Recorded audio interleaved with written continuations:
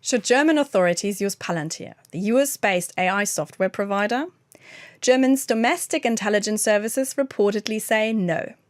Not an easy decision, as Palantir promises what used to be the stuff of Hollywood movies, recognizing terror threats, detecting crime and other concerns in piles of data, which other investigation tools and data systems often can't do.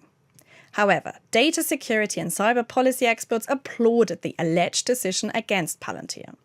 The software and its founder Peter Thiel have been criticized over business practices and his vocal political positions. So, lots to unpack, which we're going to do in this video with Dennis-Kenji Kipker. He's a cybersecurity researcher who has followed the role of Palantir and its use by German authorities for a while now. I want to first talk with you about why Germany is no longer keen. So, Dennis, Germany's domestic intelligence service have decided against Palantir. At least that's according to media reports, since they've never gone on record with these decisions, they say themselves. But if it's true, they would not be alone, because the German chief of cybersecurity in the German military has been on record saying that Palantir is not an option for the German armed forces. I want to know from you, what do you make of this decision? Yeah, generally speaking, I would say Palantir has become a shorthand for a very specific procurement dilemma. So as you mentioned, on one hand, if it is known for powerful data integration and analytics capabilities for decades from now, and on the other hand, it raises questions about dependence on a non-European actor, vendor, very opaque system logic, and the handling of extremely sensitive state data. And the military context, the concern is, in my opinion, even sharper. So reports on the Bundeswehr cyber command highlight that one issue is not simply the software itself, but who operates it and who gets proximity to national data sets. So if industry personnel from the vendor, which is currently the case, are needed close to sensitive data environments, that can be difficult to reconcile with national control requirements. I want to get back to that specific German political layout and how that may be complicated with the usage of the software later. But I want to ask quickly, Palantir provides their services as a so-called black box software. So they say it's a business secret and therefore nobody can see their code. Is buying such a black box software a safe IT choice to begin with? Yeah, this has to be described very carefully. So Germany does not have one single security IT landscape. We have federal authorities, state police forces, intelligence services, and of course military structures, each with very different legal mandates and procurement histories. And according to the current reporting, several state police authorities already use or have prepared the use of Palantir applications, for example in Hesse, Bavaria, North Rhine-Westphalia, with Baden-Württemberg also taken steps towards introduction. And this, in my opinion, creates a path, dependency, trained users, data models, and operational routines on one hand. And the reported decision of the German constitutional authorities is therefore important because it shows that the federal level may be moving toward a different model in highly sensitive intelligence analytics. So it does not automatically end existing Palantir deployments, but it changes the benchmark for future procurement decisions also quite sharply, in my opinion. I mean, some German data protection activists have already brought several law cases against the use of Palantir in, for example, police investigations.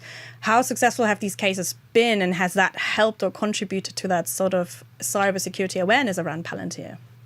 It can be operationally convenient, but convenience is not the same as cybersecurity or IT security. So a mature commercial platform may reduce implementation risk, but a black box can increase governance risk if the authority cannot sufficiently understand, test, audit, or adapt what the system does. So in sensitive state function, as I mentioned, a safe IT choice has at least four dimensions. So it must be technically secure, legally controllable, operationally resilient, and also democratically accountable. And a black box may look safe because it is already used elsewhere, such as it is for Palantir, but for intelligence and policing, safety also requires explainability of data flows, what we currently do not have with the use case Palantir. I mean, one of the reasons why Palantir was so popular was a sort of an obvious choice maybe one could say at the beginning was because there was a lack of alternatives. And when the news came out that the German intelligence service reportedly did not want to use Palantir, there was also information floating that they opted for a European alternative called ArgonOS. Can you tell us a bit about the software ArgonOS, and is this provider a safer choice actually? Yeah, generally speaking, based on current reporting, the use case is the analysis of large volumes of information for terrorism prevention and counterintelligence. And in practical terms, such a platform is expected to connect information from different databases, structure it, visualize relationships between data sets, and help analysts recognize a pattern that would be hard to detect manually. So we have the same use case here. This does not mean that the tool should make final decisions, of course. So the proper role of ArgonOS is decision support. So it can accelerate the search for links between persons, organizations, locations, events, communications traces, or any kind of open source information that you can collect, for example, on the World Wide Web.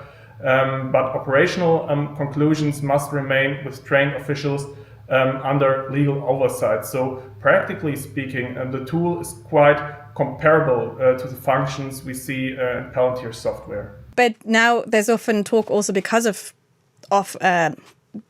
software providers like Palantir, there's often talk about the need for European AI sovereignty. And can it be possible with tools such as ArgonOS that are entering the market in Europe and are potentially picked up by federal authorities in Germany that we would be closer to that European AI sovereignty?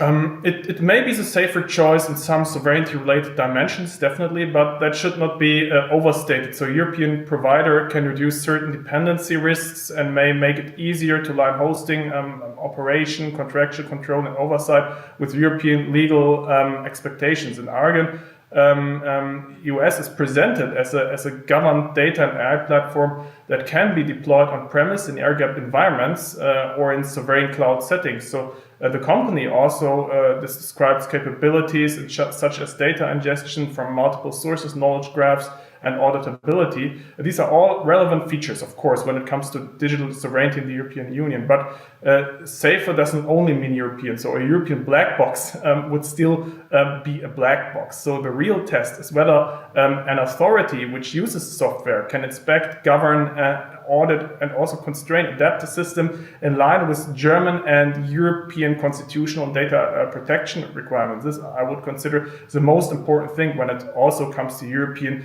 technology sovereignty, to decide what to use and in which cases to use the software.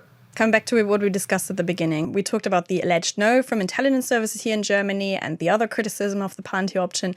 Yet there is a significant number of investigative authorities here in Germany that already use the software in some stages, Hesse, as you explained. And I want to know, is the decision by intelligence services in the military, supposedly by the intelligence services, increasing the pressure for authorities and states who already use Palantir to exit the software? I would say that definitely this might be a change. So we currently see that many authorities so far have argued that there is no kind of alternative. And now we see an alternative. And this definitely increases the burden of justification. So if a European alternative is available and operationally credible, authorities can no longer simply argue that there is no kind of technical alternative. So they will need to explain why a particular system is necessary, why it is proportionate, and why it can be governed adequately. And that pressure is, in my opinion, not only political pressure. It's legal pressure, it's procurement-related pressure, and operational pressure. So existing users